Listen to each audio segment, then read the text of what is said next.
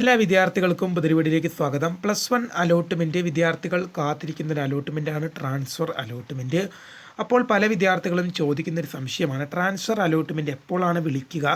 അങ്ങനെ വിളിച്ചു കഴിഞ്ഞാൽ വിദ്യാർത്ഥികൾക്ക് ആർക്കൊക്കെയാണ് അപേക്ഷ കൊടുക്കാൻ സാധിക്കുക? കാരണം അത് എപ്പോഴാണ് അപേക്ഷ എന്നിങ്ങനെയുള്ള വിദ്യാർത്ഥികളുടെ മുഴുവൻ സംശയങ്ങൾക്കുമുള്ള മറുപടിയാണ് ഈ ഒരു ചാനലിൽ കൂടെ നിങ്ങളുമായി എത്തിക്കുന്നത്, അതായത് ഈ ഒരു വീഡിയോയിൽ കൂടെ എത്തിക്കുന്നത്. വിശദമായ വാർത്തയിലേക്ക് പോകാം. ആദ്യമായിട്ട് കാണുന്ന വിദ്യാർത്ഥികളുണ്ടെങ്കിൽ തീർച്ചയായും പഠിക്കേണ്ട മറക്കണ്ട, ഇപ്പോൾ തന്നെ ചാനൽ സബ്സ്ക്രൈബ് ചെയ്ത് കൂടെ പറയാൻ പ്രത്യേകം ശ്രദ്ധിക്കുക. സബ്സ്ക്രൈബ് ചെയ്യുന്നതിനൊപ്പം നോട്ടിഫിക്കേഷൻ ബെല്ലുകളിലെ ഓൾ ഓപ്ഷൻ എനേബിൾ ചെയ്യുവാനും വീഡിയോ യൂസ്ഫുള്ളായി തോന്നുകയാണെങ്കിൽ മാക്സിമം ലൈക്ക് ചെയ്യാനും സുഹൃത്തുക്കളിലേക്ക് ഷെയർ എത്തിക്കാനോട് പ്രത്യേകം ശ്രദ്ധിക്കുക. അപ്പോൾ നമുക്കിതിരെ ഈ വീഡിയോയിലേക്ക് പോകാം. വീഡിയോയിലേക്ക് വന്നതിന് മുമ്പ് നമ്മുടെ ചാനലിൽ വീഡിയോ കാണുന്ന 100 വിദ്യാർത്ഥികൾ വീഡിയോ കാണുമ്പോൾ 10 പേർ പോലും ചാനൽ സബ്സ്ക്രൈബ് ചെയ്തില്ല. പ്രിയ വിദ്യാർത്ഥികളെ, അങ്ങനെ ആവരുത്. തീർച്ചയായും സബ്സ്ക്രൈബ് ചെയ്യുക, നോട്ടിഫിക്കേഷൻ ബെല്ലുകളെ ഓൾ ഓപ്ഷൻ എനേബിൾ ചെയ്യുക. വീഡിയോ യൂസ്ഫുള്ളായി തോന്നുകയാണെങ്കിൽ മാക്സിമം ലൈക്ക് ചെയ്യുക, സുഹൃത്തുക്കളിലേക്ക് ഷെയർ എത്തിക്കുക. അപ്പോൾ നമുക്കിതിരെ വീഡിയോയിലേക്ക് പോകാം. +1 അലോട്ട്മെൻറ്റ് ട്രാൻസ്ഫർ അലോട്ട്മെൻറ്റ് അപേക്ഷ എപ്പോഴാണ്? അപ്പോൾ അതിലേക്ക് പോകുന്നതിന് മുമ്പ് കഴിഞ്ഞ വർഷം എന്തായിരുന്നു ഒരു കാര്യം സംഭവിച്ചത്? 2 ട്രാൻസ്ഫർ അലോട്ട്മെൻറ്റ് കഴിഞ്ഞ വർഷവും അതിൻ്റെ മുമ്പത്തെ വർഷങ്ങളിലും വിളിച്ചിട്ടുണ്ടായിരുന്നു. അതായത് ഒന്ന് സപ്ലിമെൻ്ററി അലോട്ട്മെൻറ്റിന് മുമ്പും ഒന്ന് സപ്ലിമെൻ്ററി അലോട്ട്മെൻറ്റിന് ശേഷവും. അപ്പോൾ അത് ഈ വർഷവും വിളിക്കാനുള്ള സാധ്യത ഉണ്ടോ എന്ന് ചോദിച്ചു കഴിഞ്ഞാൽ വിളിക്കാൻ സാധ്യത ഉണ്ടെന്നും പറയാൻ പറ്റും, ഇല്ലെന്നും പറയാൻ പറ്റും. അതിന് കാരണം സപ്ലിമെൻ്ററി അലോട്ട്മെൻറ്റ് ജൂലൈ 2-നാണ് പ്രസിദ്ധീകരിക്കുക. അതായത് ജൂലൈ 2-നാണ് അതിൻ്റെ അപേക്ഷ തുടങ്ങുകയുള്ളൂ. പക്ഷേ എന്ത് ചെയ്യുന്നുണ്ട്, നാളെ വൈകിട്ട് 21-ാം തീയതി വൈകിട്ട് 3rd അലോട്ട്മെൻറ്റിൻ്റെ അഡ്മിഷൻ കഴിയും. 24-ാം തീയതി ക്ലാസ്സും തുടങ്ങും. നിങ്ങളൊന്ന് നോക്കിയാൽ മനസ്സിലാവും, അതിനിടയ്ക്ക് ഒരു 10 ദിവസത്തെ ഗ്യാപ്പ് എന്ത് ചെയ്യുന്നുണ്ട്. ഈ 21-ാം തീയതി നാളെ വൈകിട്ട് 3rd അലോട്ട്മെൻറ്റ് അഡ്മിഷൻ കഴിയും. അത് കഴിഞ്ഞാൽ ജൂലൈ 2-നാണ് എന്ത് ചെയ്യുക, സപ്ലിമെൻ്ററി അലോട്ട്മെൻറ്റ് വിളിക്കുക. അപ്പോൾ അതിനിടയ്ക്ക് എന്ത് ചെയ്യുന്നുണ്ട്, ഒരു 10 ദിവസത്തെ ഇടവേള വരുന്നുണ്ട്. അപ്പോൾ വിദ്യാർത്ഥികൾ ചോദിക്കുന്നത്, എന്തിനാണ് ആ 10 ദിവസത്തെ ഇടവേള വരുന്നത്? അതിനിടയ്ക്ക് ട്രാൻസ്ഫർ അലോട്ട്മെൻറ്റ് വിളിക്കുമോ എന്ന്. ചിലപ്പോൾ വിളിച്ചേക്കാം, ചിലപ്പോൾ വിളിക്കാതിരുന്നേക്കാം, എന്തും സംഭവിക്കാം. നമുക്കങ്ങനെ അത് പറയാൻ സാധിക്കുകയുള്ളൂ ഉറപ്പായിട്ടും.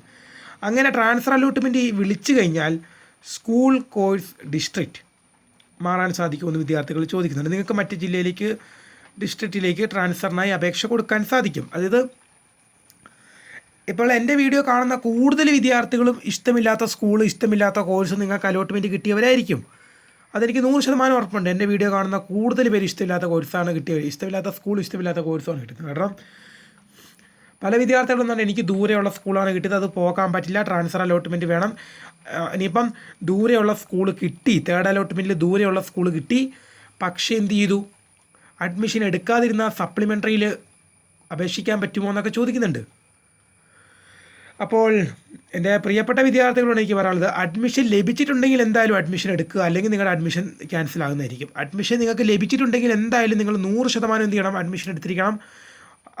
എന്ത് ചെയ്യണം, പെർമനൻറ്റ് അഡ്മിഷൻ തന്നെ എടുത്തിരിക്കണം. കാരണം 3rd അലോട്ട്മെൻറ്റ് വന്നു, ഇനി ടെമ്പററി അഡ്മിഷൻ ഇല്ല. നിങ്ങൾ നിർബന്ധമായിട്ടും അഡ്മിഷൻ എടുത്തില്ലെങ്കിൽ നിങ്ങൾക്ക് കിട്ടിയ സീറ്റ് പോകുന്നതായിരിക്കും. അപ്പോൾ എൻ്റെ വീഡിയോ കാണുന്ന ഒരു 100-ൽ 90% വിദ്യാർത്ഥികൾക്കും എന്താണ്, ഇഷ്ടമില്ലാത്ത സ്കൂൾ കോഴ്സാണ് കിട്ടിയതെന്ന് ഞാൻ പറയും. കാരണം എന്താണ്, നിങ്ങളുടെ കമൻറ്റിലൂടെ എനിക്കത് മനസ്സിലാകുന്നുണ്ട്. കാരണം പല വിദ്യാർത്ഥികൾക്ക് കൊമേഴ്സ് കിട്ടി, പക്ഷേ സയൻസ് കിട്ടുന്നില്ല. കാരണം ഈ കൊമേഴ്സ് കിട്ടി, സയൻസ് കിട്ടുന്നില്ല. എന്നോട് ചോദിക്കുകയാണ്, കാരണം 93% ഉണ്ടായിട്ടും പല വിദ്യാർത്ഥികൾക്ക് ഇതുവരെ അഡ്മിഷൻ ലഭിച്ചിട്ട് പോലും 93% മാർക്ക് ഉണ്ടായിട്ട് പോലും ഇതുവരെ അഡ്മിഷൻ പോലും ലഭിക്കാത്ത പല വിദ്യാർത്ഥികളും ഇന്ന് കേരളത്തിലുണ്ട്. അപ്പോൾ അതവിടെ നിൽക്കട്ടെ, നമുക്ക് നമ്മുടെ ട്രാൻസ്ഫറിൻ്റെ വിഷയത്തിലേക്ക് വരാം.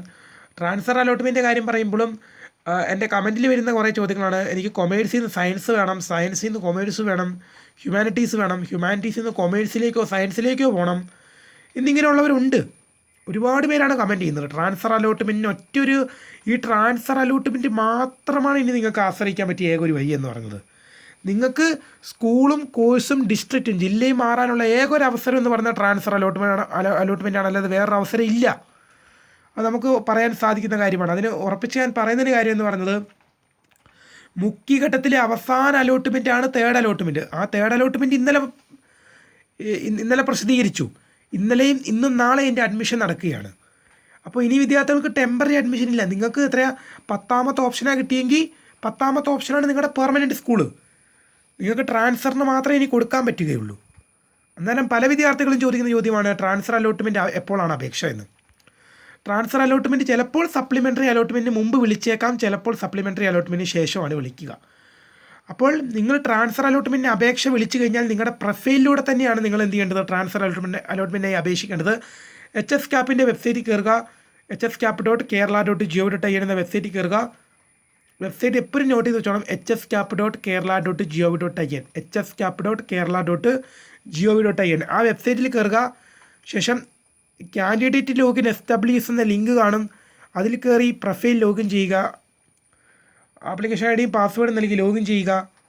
ശേഷം ട്രാൻസ്ഫർ അലോട്ട്മെൻറ്റിൻ്റെ നോട്ടിഫിക്കേഷൻ വന്നു കഴിയുമ്പോൾ അപ്ലൈയിങ് ട്രാൻസ്ഫർ അലോട്ട്മെൻറ്റ് അല്ലെങ്കിൽ അപ്ലൈ ഫോർ ട്രാൻസ്ഫർ അലോട്ട്മെൻറ്റ് എന്നൊരു ഓപ്ഷൻ കാണും. അതിൽ ക്ലിക്ക് ചെയ്തിട്ട് നിങ്ങൾ എന്ത് ചെയ്യണം, നിങ്ങൾക്ക് ആവശ്യമുള്ള സ്കൂള് കോഴ്സൊക്കെ നിങ്ങൾ എൻ്റർ ചെയ്ത് 1 by 1 ആയിട്ട് കൊടുക്കുകയാണ് വേണ്ടത്. അപ്പോൾ ഈ ട്രാൻസ്ഫർ അലോട്ട്മെൻറ്റ് കൊടുക്കുമ്പോൾ വിദ്യാർത്ഥികൾ ശ്രദ്ധിക്കേണ്ട ചില കാര്യങ്ങളുണ്ട്. നിങ്ങൾക്ക് ട്രാൻസ്ഫർ അലോട്ട്മെൻറ്റ് നിങ്ങൾ കൊടുക്കുമ്പോൾ നിങ്ങൾക്ക് ഒരു കാരണവശാലും അമളി പറ്റിക്കൂടാ. കാരണം നിങ്ങൾക്ക് എവിടെയെങ്കിലും കിട്ടിക്കോട്ടെ എന്നുള്ള രീതി കൊടുക്കരുത്. നിങ്ങൾ +1 അലോട്ട്മെൻറ്റ് പല വിദ്യാർത്ഥികളും ചെയ്യുന്നൊരു കാര്യമാണ്, സ്കൂളുകൾ വലിച്ചു വാരി കൊടുക്കും, വലിച്ചു വാരിയിട്ട് ഓപ്ഷൻ കൊടുക്കും. അതിൻ്റെ ഭവിഷ്യത്താണ് ഇപ്പോൾ അനുഭവിക്കുന്നു വരുന്നത്. കാരണം പല വിദ്യാർത്ഥികൾക്കും സയൻസ് ആഗ്രഹിച്ചു, സയൻസ് കൊടുത്തു, പക്ഷേ അത് കിട്ടിയാലെന്ന് വിചാരിച്ച് കൊമേഴ്സും ഹ്യൂമാനിറ്റീസും കൊടുത്തു. പക്ഷേ ഹ്യൂമാനിറ്റീസിനും കൊമേഴ്സിനും സീറ്റ് കിട്ടി, പക്ഷേ എന്തില്ല, സയൻസിന് സീറ്റ് കിട്ടുന്നില്ല. കാരണം ഇത് തന്നെയാണ്, നിങ്ങൾ വലിച്ചു വാരി കൊടുത്തു. നിങ്ങൾ ആവശ്യമുള്ളത് മാത്രം കൊടുത്താൽ മതിയായിരുന്നു. പക്ഷേ അതിന് പറഞ്ഞിട്ട് കാര്യമില്ല, നിങ്ങൾ ആവശ്യമുള്ള കോഴ്സും ആവശ്യമുള്ള സ്കൂളും മാത്രമേ അലോട്ട്മെൻറ്റ് കൊടുക്കാൻ പാടുള്ളൂ. അതപ്പോൾ ട്രാൻസ്ഫർ അലോട്ട്മെൻറ്റ് കിട്ടുമ്പോൾ നിങ്ങൾ എവിടെ കിട്ടിക്കോട്ടെന്ന് കരുതി നിങ്ങൾ എന്ത് ചെയ്യരുത്, വലിച്ചു വാരി കൊടുക്കരുത്. നിങ്ങൾക്ക് പോകാൻ താല്പര്യമുള്ള സ്കൂളും കോഴ്സും മാത്രമേ ട്രാൻസ്ഫർ അലോട്ട്മെൻറ്റ് കൊടുക്കാൻ പാടുള്ളൂ. കാരണം ട്രാൻസ്ഫർ അലോട്ട്മെൻറ്റിൽ നിങ്ങൾക്ക് ഏത് സ്കൂൾ കിട്ടുന്നോ അത് പെർമനൻറ്റ് സ്കൂളാണ്. നിങ്ങളുടെ +1 +2 കാലഘട്ടം ആ സ്കൂളിലാണ് നിങ്ങൾ പഠിക്കുകയും പരീക്ഷ എഴുതുകയൊക്കെ ചെയ്യേണ്ടത്. നിങ്ങളുടെ സർട്ടിഫിക്കറ്റ് നിങ്ങളുടെ കയ്യിൽ കിട്ടുന്നവരെയുള്ള കാര്യങ്ങൾ നിങ്ങൾക്ക് ആ സ്കൂളിലായിരിക്കും. ഇപ്പോൾ ഒരു സ്കൂളിൽ നിങ്ങൾ പെർമനൻറ്റ് അഡ്മിഷൻ എടുത്തു, നിങ്ങൾ ട്രാൻസ്ഫർ അലോട്ട്മെൻറ്റിനായി അപേക്ഷിച്ചു, ട്രാൻസ്ഫർ അലോട്ട്മെൻറ്റിൽ മറ്റൊരു സ്കൂൾ കിട്ടി, ആ സ്കൂളാണ് നിങ്ങളുടെ 2 വർഷം പഠിക്കേണ്ട സ്കൂള്, നിങ്ങൾ പരീക്ഷ എഴുതേണ്ട സ്കൂള്. നിങ്ങളുടെ സർട്ടിഫിക്കറ്റ് +2ൻ്റെ സർട്ടിഫിക്കറ്റ് കിട്ടുന്നവരെ സ്കൂളതാണ്. സർട്ടിഫിക്കറ്റ് കിട്ടി നിങ്ങൾ അവിടുന്ന് എന്താണ്, നിങ്ങൾ +2 കഴിയുമ്പോൾ സർട്ടിഫിക്കറ്റ് മേടിച്ച് മറ്റ് കോഴ്സുകളിലേക്ക് പോകും. നിങ്ങൾ ആ സ്കൂളിൽ നിന്ന് സർട്ടിഫിക്കറ്റും TC ഒക്കെ മേടിക്കുന്നത് വരെ, അതായത് നിങ്ങൾ വിടുതൽ ചെയ്യുന്നവരെ, നിങ്ങൾ എന്ത് ചെയ്യുന്നവരെ, TC റിസീവ് ചെയ്യുന്നവരെ നിങ്ങളുടെ സ്കൂൾ എന്ന് പറഞ്ഞാൽ എന്താണ്, ആ സ്കൂളായിരിക്കും. പിന്നീട് നിങ്ങൾക്ക് മാറ്റാൻ ഒരു ഓപ്ഷൻ ഉണ്ടാകുകയില്ല. അപ്പോൾ അതുകൊണ്ട് തന്നെ ട്രാൻസ്ഫർ അലോട്ട്മെൻറ്റ് അപേക്ഷിക്കുമ്പോൾ പോകാൻ താല്പര്യമുള്ള സ്കൂളും കോഴ്സും മാത്രം വേണം കൊടുക്കാൻ. അല്ലെങ്കിൽ എന്ത് ചെയ്യും, പിന്നെയും പ്രശ്നങ്ങൾ പറ്റും. ഇപ്പം ഞാൻ എൻ്റെ അനുഭവം തന്നെ പറയുകയാണെങ്കിൽ ഞാൻ 2 വർഷം മുമ്പ്, ഇപ്പം ഞാൻ +2 കഴിഞ്ഞ് ഡിഗ്രിക്ക് അഡ്മിഷൻ കൊടുത്തിട്ടുണ്ട്. അപ്പോൾ ഞാനിവിടെ ഇരിക്കുമ്പോൾ ഞാൻ 2 വർഷം മുമ്പ് 2022 അഡ്മിഷൻ ഞാൻ കൊടുക്കുമ്പോൾ ഞാൻ +1 അലോട്ട്മെൻറ്റിന് ആകെ കൊടുത്ത ഓപ്ഷൻ എന്ന് പറയുന്നത് വെറും 5 ഓപ്ഷനാണ്. ഞാൻ കാസർഗോഡ് ജില്ലക്കാരനാണ്, ഞാൻ 5 ഓപ്ഷനാണ് കൊടുത്തത്. ട്രയൽ അലോട്ട്മെൻറ്റ് വന്നപ്പോൾ ഒരു അലോട്ട്മെൻറ്റ് കിട്ടിയില്ല, ഒരു 3 ഓപ്ഷനോട് കൂട്ടിച്ചേർത്തു. ടോട്ടൽ 8 ഓപ്ഷൻ വെച്ചിട്ടാണ് ഞാൻ ഇരുന്നത്. എനിക്ക് ട്രയൽ അലോട്ട്മെൻറ്റ് കിട്ടിയില്ല, ഫസ്റ്റ് കിട്ടിയില്ല, സെക്കൻഡിലും കിട്ടില്ല, തേർഡിലാണ് കിട്ടിയത്.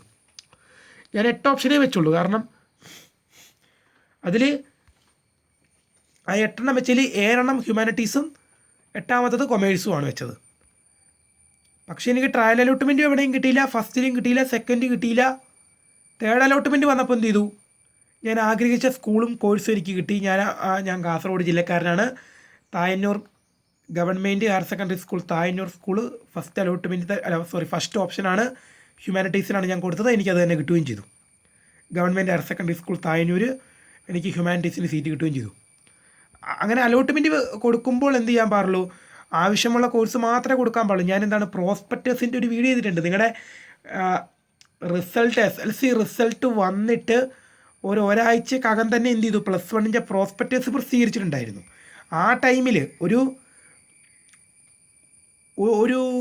ഇന്നേക്കൊരു 1 മാസം മുമ്പ് ഒരു +1 അലോട്ട്മെൻറ്റ് ആദ്യത്തെ വീഡിയോ ആണെന്ന് ചെയ്യുന്നത്. പ്രോസ്പെക്ടസ് വന്നു, ഡേറ്റ് വന്നെന്ന് പറഞ്ഞാൽ ആ വീഡിയോയിൽ ഞാൻ കൃത്യമായി പറയുന്നുണ്ട്, ആവശ്യമുള്ള സ്കൂളും കോഴ്സും മാത്രമേ കൊടുക്കാൻ പാടുള്ളൂ. അത് കണ്ടവർക്ക് അതിൻ്റെ ഗുണം കിട്ടിയിട്ടുണ്ടെന്ന് എനിക്കറിയാം.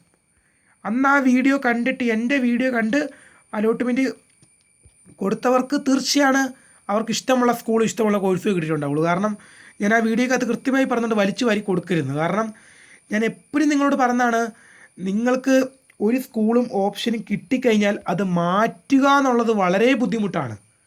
ഇപ്പോൾ ഈ ട്രാൻസ്ഫർ അലോട്ട്മെൻറ്റ് മാത്രമേ നിങ്ങൾക്ക് ആശ്രയിക്കാൻ വഴിയുള്ളൂ. ഈ ട്രാൻസ്ഫർ അലോട്ട്മെൻറ്റിൻ്റെ യഥാർത്ഥ വസ്തുത എന്താണെന്ന് 2 ദിവസം മുമ്പ് ഞാൻ വീഡിയോ ചെയ്തിട്ടുണ്ട്. ആ വീഡിയോ ഒന്ന് കേട്ട് നോക്കുന്നത് നല്ലതായിരിക്കും. ട്രാൻസ്ഫർ അലോട്ട്മെൻറ്റ് അവസ്ഥ എന്ന് പറയുവാണെങ്കിൽ 10 പേർ ട്രാൻസ്ഫർ അലോട്ട്മെൻറ്റിന് അപേക്ഷിച്ചാൽ ഒരു 8 പേർക്കും ട്രാൻസ്ഫർ കിട്ടില്ല.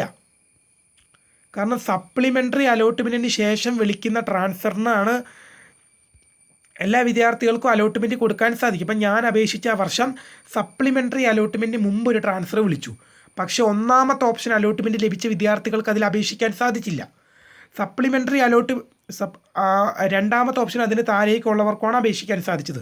സപ്ലിമെൻ്ററി അലോട്ട്മെൻറ്റിന് ശേഷം വിളിക്കുന്ന ട്രാൻസ്ഫറാണ് എല്ലാവർക്കും അപേക്ഷിക്കാൻ പറ്റിയ ട്രാൻസ്ഫർ. അതായത് 1ാമത്തെ ഓപ്ഷൻ കിട്ടിയവരും 10ാമത്തെ ഓപ്ഷൻ കിട്ടിയവരും ഏത് ഓപ്ഷൻ കിട്ടിയവനും എല്ലാവർക്കും കോമൺ ആയിട്ട് അപേക്ഷിക്കാൻ പറ്റിയ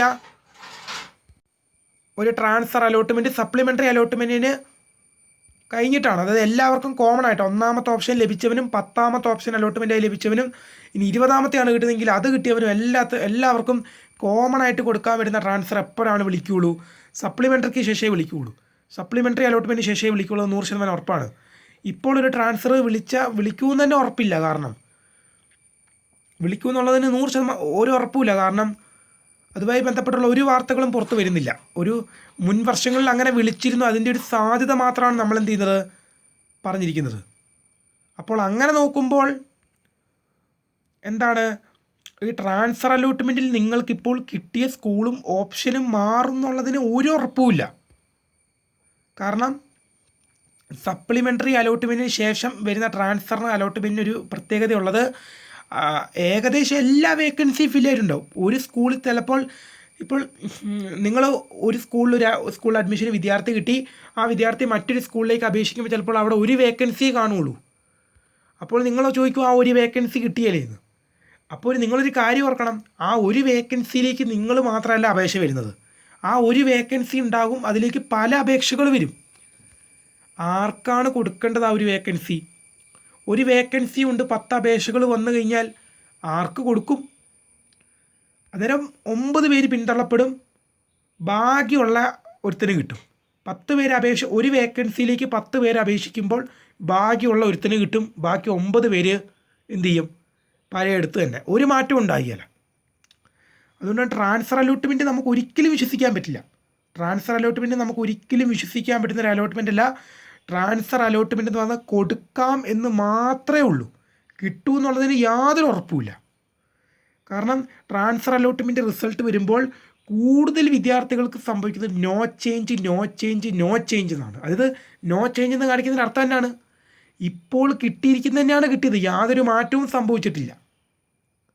അതാണ് സംഭവിച്ചിട്ടുള്ളത്, മാറ്റം ഉണ്ടായിട്ടില്ല.